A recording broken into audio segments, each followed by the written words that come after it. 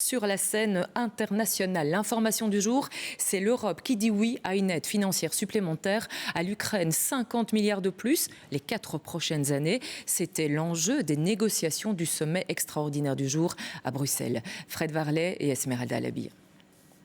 Les sourires étaient restés au porte-manteau ce matin. Le sommet européen commençait mal, ou plutôt dans un climat frileux.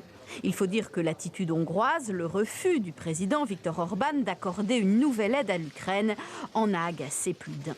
There is no problem with so-called, Ukraine fatigue, for sure. We have Orban fatigue now, here in Brussels. We have so many things to solve.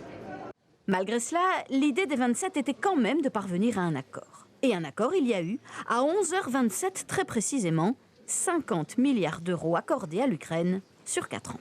Et ça montre notre détermination à être absolument mobilisés pour soutenir leur liberté, pour soutenir leur avenir. C'est également un message pour nos populations européennes. Ça montre notre unité et le leadership de l'Union européenne. Ça montre que nous ne sommes pas intimidés par la Russie. I think these 50 billion euros for 4 years also send a very strong message to Putin, just ahead of the second anniversary of his brutal invasion. Le président ukrainien Volodymyr Zelensky s'est immédiatement félicité de cet accord.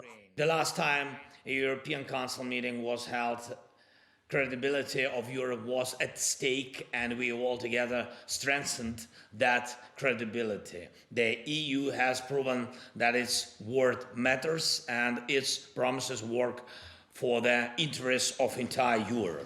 De son côté, Viktor Orban affirme avoir obtenu la garantie que les fonds européens destinés à son pays, la Hongrie, et suspendus par l'Europe, ne finiraient pas dans les poches de l'Ukraine.